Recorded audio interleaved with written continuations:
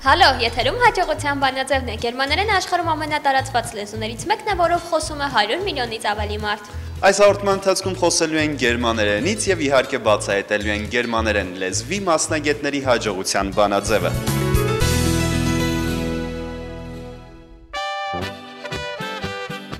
Գերմաներենը պատկանում է հնդեվրոպական լեզուների գերմանական ճյուղի արևմտագերմանական խմբին։ Դրանով խոսում են գերմանալեզու տարածքներում՝ Գերմանիայում, Ավստրիայում, Շվեյցարիայում, Լիխտենշտեյնում, Լյուքսեմբուրգում, Արևելյան Բելգիայում, Հարավային Թիրոլում, Էլզասում եւ Լոթինգենում, ինչպես նաեւ կենտրոնական Եվրոպայի փոքրամասնությունների մոտ եւ Եվրոպայից դուրս գտնվող մի շարք երկրներում։ Գերմաներենը ազգային լեզու է համարվում Աֆրիկյան Նամիբիա պետությունում։ Գերմաներենը կարևոր տարածաշրջանային լեզու է եւ ամենաշատ գործածվող մայրենի լեզուն է Եվրոպական միությունում։ Պատկանում է աշխարհի 10 կարևորագույն լեզուների շարքին։ 105 միլիոնից ավելի մարդու մայրենի լեզուն գերմաներենն է։ 80 միլիոնը տիրապետում է գերմաներենին որպես օտար լեզու։ Լեգենդի համաձայն Ամերիկայի Միացյալ Նահանգների պետական լեզուն կարող էր լինել գերմաներենը։ 1775 թվականին Ֆիլադելֆիայում կոնգրեսականները քվեարկել են, թե որ լեզուն կարող է դառնալ նրանց մայրենին։ Անգլերենը հաղթել է գերմաներենին միայն մեկ ձայնի առավելությամբ։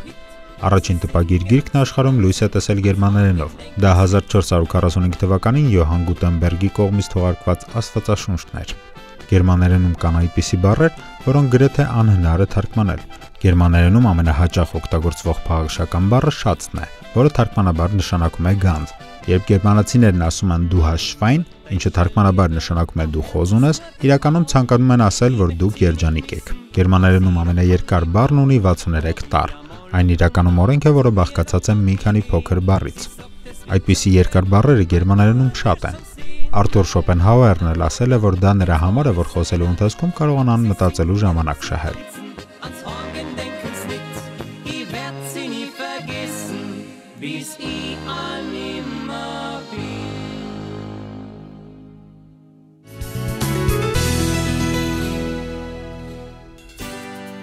Գերմաներենի մասնագետ Սրփուհի Լուլուկյանը 1997 թվականից առ այսօր մանկավարժական համալսարանի օտար լեզուների դասավանդման մեթոդիկայի ամբիոնի դոցենտ է։ 2008 թվականից Գյոթեի ինստիտուտի Վրաստանի տարածաշրջանային գրասենյակի մուլտիպլիկատորը Հայաստանում, իսկ 2015-ից ղեկավարում է գերմաներենի դասավանդումը վաղ տարիքում թեմայով նախագծային աշխատանքը Հայաստանում։ Բազմիցս վերապատրաստվել է Գերմանիայում, Իտալիայում, Մոսկվայում, Թբիլիսիում, Մինսկում։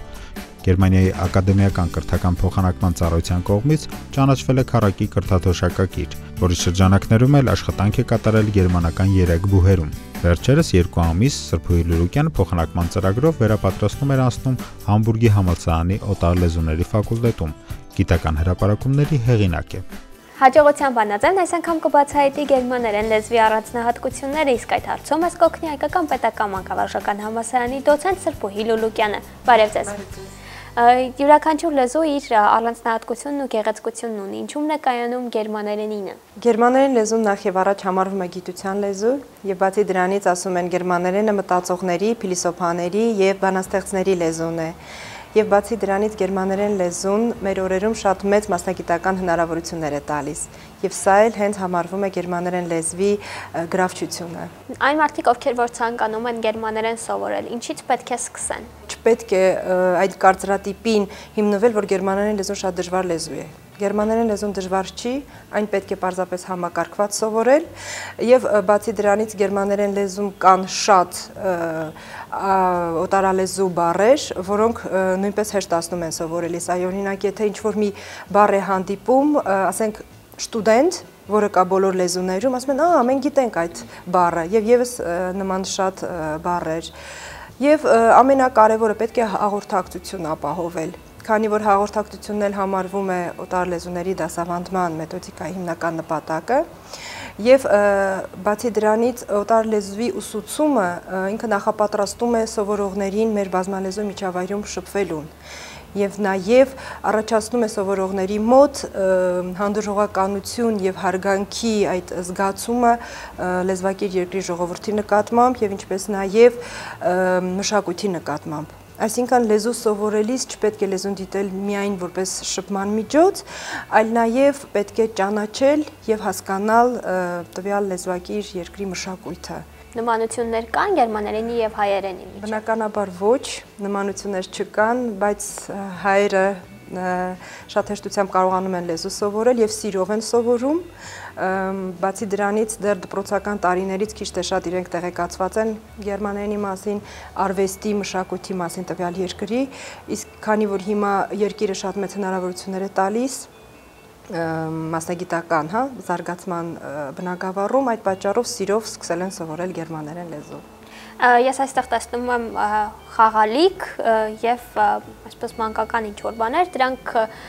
կապ ունեն երեխաներին գերմաներեն սովորեցնելու հետ, թե։ Այո, ուրեմն այս նյութերը հատուկ նախատեսված են մանկապարտեզներում եւ տարրական դպրոցներում գերմաներեն լեզվի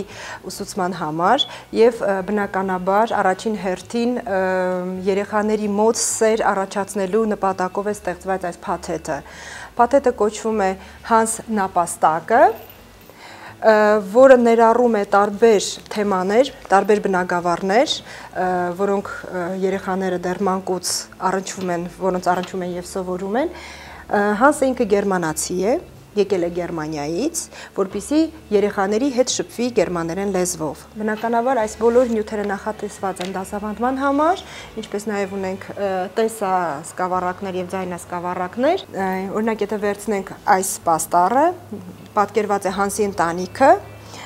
Հանսը երեխաներին ներկայացնում է գերմաներենով իր ընտանիքը, հիմա փորձենք։ Դուք նույնպես կարող եք։ Ես էլ գտնում եմ այն փուլում, որ պետք է սկսեմ սիրել գերմաներենը։ Այո։ Շատ հետաքրքիր կլինի։ Նախ ծանոթանանք։ Hallo, ich heiße Hans. Hallo. Wie heißt du? Ich bin Hans. Ich bin Alla. Alla, so schön, du bist so nett, Alla. Alla, das ist meine Familie. Das ist meine Familie. Das ist mein Opa. Opa. Das ist meine Oma. Oma. Das ist meine Mama. Mama. Das ist mein Papa. Papa. Das ist mein kleiner Bruder. Kleiner Bruder. Ja. Das ist mein älterer Bruder. Älterer Bruder. Das ist meine kleine Schwester. Kleine Schwester. Und hier ist meine ältere Schwester. Ältere Schwester. Und das bin ich. Das bin ich. Ja, das bin ich. Ja. Երեխաները շատ են սիրում այս փաթեթը։ Իդեպ փաթեթի դասավանդման մեթոդները ուսուցիչները հատուկ վերապատրաստման դասընթացներում արդեն ստացել են, ծանոթացել են այդ մեթոդների հետ եւ Հայաստանի գրեթե բոլոր շրջանները ստացել են փաթեթները, որոնք կարող են դասավանդման process-ում ընդգրկվել ինչպես մանկապարտեզում, այնպես նաեւ տարրական դասարաններում։ Էլ ինչ պետք է իմանա գերմաներեն սովորել ցանկացողը։ Պետք է ստեղծել համապատասխան հաղորդակցական միջավայր եւ սովորող ինքը պետք է կարողանա ազատ զարգանալ։ Մենք գիտենք, որ այսօր մեր օրերում ինտերնետը մեծ հնարավորություններ է տալիս, բացի դրանից հաղորդակցվելու համար անհրաժեշտ է նախ եւ առաջ ծանոթ լինել երկրի մշակույթին, մշակույթի առանձնահատկություններին։ Օրինակ, եթե վերցնենք գերմանացիներին, գերմանացիների հատկություններին, գերմանացիները առաջի հերթին իրենք շատ ճշտապահ են։ Գերմաներենում ճշտապահ լինում է Pünktlichkeit։ Pünktlichkeit։ Եվ գրեթե դասընթացներում յուրաքանչյուր դասի մեջ այդ թեման ընդգրկվում է։ Գերմանացիները իրենք ասում են Pünktlich wie ein Uhrwerk։ Uhrwerk դա ժամացույցն է, չնայած գերմանացիները իրենք չեն ստեղծել ժամացույցը, բայց իրենք համեմատում են ժամացույցի ճշգրտության հետ, հա։ Եվ դա գիտեք, առաջին հերթին սկզբունք է գերմանացիների մոտ։ 85%-ը իրենց համարում են ճշտապահ բնակիչների։ Կամ օրինակ, եթե ես վերցնեմ Իմմանուել Կանտին, 1724 թվականին ծնված այդ հայտնի փիլիսոփային գերմանացի, ինքը վառ մարմնացումն է ճշտապահության, որովհետև արթնացել առավոտյան ժամը 5-ին, ժամը 7-ին գնացել է դասախոսության համալսարան, ժամը 9-ից 1 աշխատել է իր աշխատությունների վրա, իր գրքերի վրա, այնուհետև 3:30-ից գնացել է զբոսնելու Քյոնիգսբերգի Լինդեն ալեյ փողոցում 8 անգամ վերուվար արել փողոցում եւ այնուհետև վերադարձել է տուն, հանգստանալուց հետո մի փոքր ժամը 10-ին պարկել է քնելու։ Ինչով է տարբերվում գերմանական ճշտապահությունը մյուս երկրների ճշտապահությունից, գերմանացիները հասկանում են այդ ճշտապահություն տերմինը որպես 5 րոպե շուտ պայմանավորված ժամից։ Նույնիսկ այդպիսի ասացվածք 5 Minuten vor der Zeit des deutschen Pünktlichkeits, սա նույնիսկ ասացվածք է։ Հաջորդ ասացվածքը, որ կուզենայի մեջ բերել, իրենք ասում են pünktlich wie die Mauer։ Mauer-ը դա որմնադիրն է, հոգնակիով են իրենք նշում դա, ինչու են համեմատում որմնադիրների հետ ճշտապահությունը, քանի որ ժամանակին աշխատանքը հենց ավարտվել է, նույն այդ վայրկյանին իրենք ցած են դրել իրենց այդ ծեփիչները, որպեսզի կարողանան օրվա ընթացքում վայելել իրենց հանգիստը։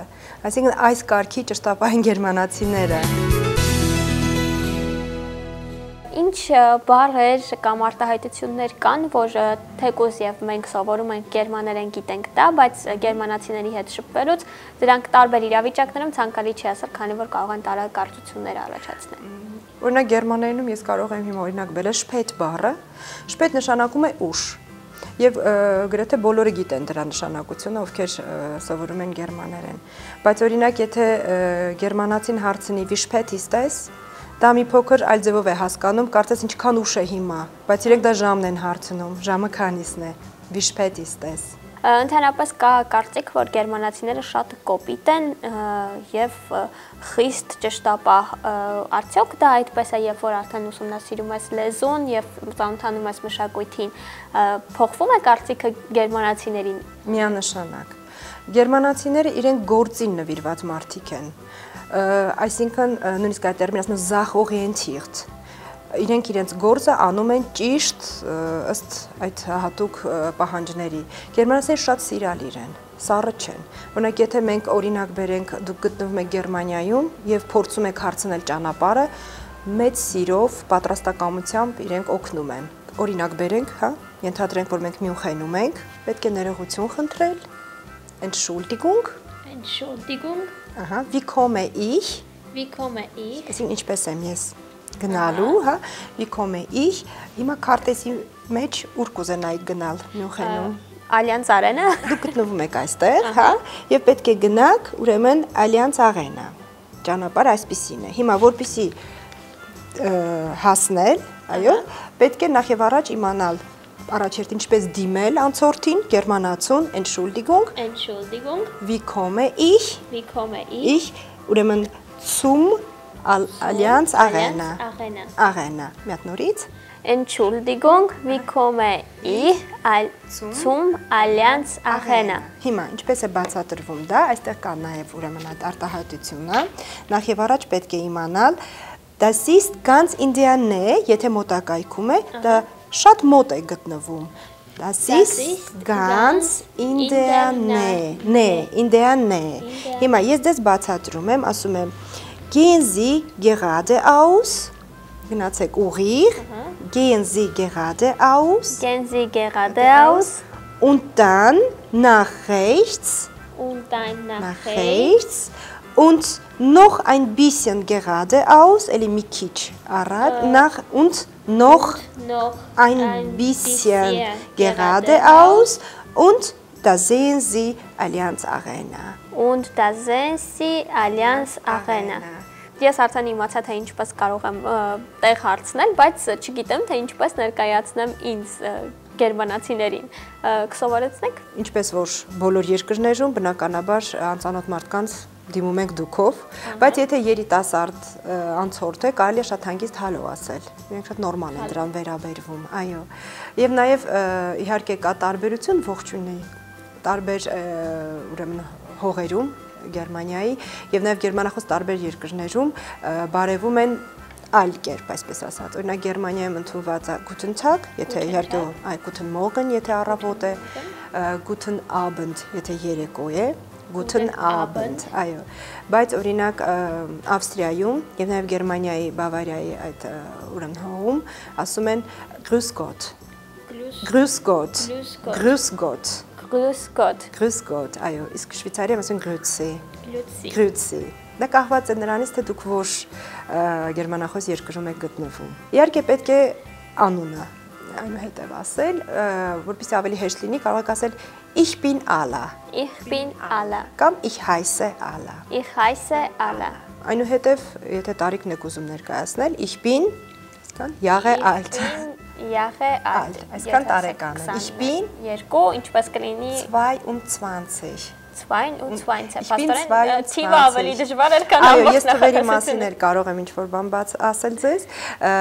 Գերմաներենում հետաքրքիր է, որ թվերը ինչքան երկար լինեն, գրվում են միասին։ Պետք է ասենք 2000, 2000, 2000, 400, 475, 75. Հիմա եթե ես գրեմ այս թվերը, տեսեք, բոլորը պետք է միասին գրել։ 2000, 400, 7, ну տողադարձանք անում und 50. Նկատեցի, որ կան տառեր, որոնք որ չեն կարդացվում կամ գուցե այլ կերպ են կարդացվում, այստեղ նույն տառը այլ գրություն ունի կետերով, դրանք ինչ են նշանակում։ Ուրեմն ասեմ ձեզ, գերմաներեն լեզվի այբուբենը դա լատինական նույն այբուբենն է 26 տառերով, սակայն ունի նաև իր հատուկ տառերը, առանձնահատուկ տառերը, դրանք են A, O, U umlautները, սովորական մեր A, O ու տառերն են, պարզապես այսպես կետիկներով և տառերի անունն է umlaut, այլ կերպով հնչող նշանակում է։ Հիմա տեսեք, ան կարդում ենք on un ü, օրինակ կարող եմ բերել der Apfel, նշանակում է խնձոր, der Apfel։ Հիմա եթե ես ասում եմ խնձորներ, կդառնա die Äpfel. Die Äpfel. Ասեք հոգնակի թվի կազմելիս ապֆելը դարձավ Äpfel։ Հայ գերմաներեն ուսումնասիրողներին, ուսանողներին կամ դասախոսներին ինչ առավելություն է տալիս գերմաներենի իմացությունը եւ ինչ հեռանկարներ ունեն նրանք։ Հայաստանում, եթե ես Հայաստան վերցնեմ մեր երկիրը, գործում են մի քանի կազմակերպություններ գերմանական, որոնք օգնում են տվյալ դիմորդին, տվյալ ցանկացողին իր մասնագիտական ուրեմն հեռանկարները Գերմանիայում շարունակելու համար, օրինակ եթե վերցնենք մենք Գյոթե ինստիտուտը, Գյոթե ինստիտուտը ինքը զբաղվում է ուսուցիչների վերապատրաստմամբ, առաջին հերթին զբաղվում է ուսուցիչների վերապատրաստմամբ եւ կազմակերպում է մեկ տարվա ընթացքում բազմաթիվ վերապատրաստումներ, ոչ միայն Երևանում, այլ նաեւ տարբեր շրջաններում, մարզերում Իսկ ուսանողների համար բազմաթիվ մշակութային ծրագրեր, նաև կրթական ծրագրեր առաջարկում Գյոթե ինստիտուտը, ներկայումս ուսանողներից շատերը, մանկավարժական համալսարանի օտարլեզուների ֆակուլտետի ուսանողներից նույնպես մի քանիսը մասնակցում են ուրեմն այդ հեռավար լեզվի ուսուցման դասընթացին, որը տևելու է 9 շաբաթ, Եվ ուսանողները սովորելու են ինչպես դասավանդել տարրական դպրոցում երեխաներին գերմաներեն լեզու։ Բացի Գյոթե ինստիտուտից նաև կուզենայի նշել DAAD կազմակերպությունը, Deutscher Akademischer Austauschdienst, նշանակում է գերմանական ակադեմիական ուրեմն փոխանակման ծրագիր, այս ծառայությունը, որը արդեն զբաղվում է ակադեմիական կրթություն ունեցող մարդկանց մասնագիտական այդ հեռանկարներով, ուսուցմամբ եւ առաջարկում է տարբեր կրթաթոշակներ գերմանական տարբեր բուհերում սովորելու համար։ Եվ սա ոչ միայն գերմանիստների համար է, այլ նաեւ բոլոր մասնագիտությունների համար է։ Եվ դա իհարկե մեծ հնարավորություն է բոլորին խորացնելու իրենց ոչ միայն լեզվական գիտելիքները, այլ նաեւ իրենց մասնագիտական գիտելիքները։ Գիտեվերսնենք բժիշկները, իրանք կարող են Գերմանիայում, ինչպես գերմաներեն սովորել, այլ նաև իրենց այդ բժշկական հմտությունները եւ կարողությունները զարգացնել եւ փոխանակման այսպես հնարավորությունները տալիս բոլոր մասնագետներին։ Deutsch ist die Sprache der Dichter und Denker։ Գերմաներենը փիլիսոփաների եւ բանաստեղծների լեզուն է։ Սովորեք գերմաներեն եւ ծանոթացեք գիտության լեզվին։